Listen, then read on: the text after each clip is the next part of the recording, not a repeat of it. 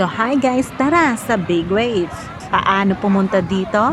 Gamit ang MTR, pumunta lamang sa Island Line, bumaba sa Shellview Pier Station, lumabas sa Exit A2, at dun sa gilid matatagpuan ang bus terminus number 9. Very good. Laging mahaba ang pila dito kaya mas mabuti kapag agahan sa pagpunta.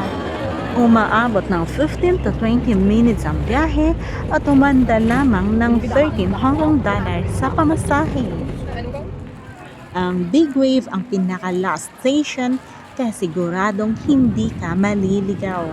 Dadaanan mo muna ang check-off bago ang Big Wave. Kaya tinawag itong Big Wave kasi sa malalaking wave.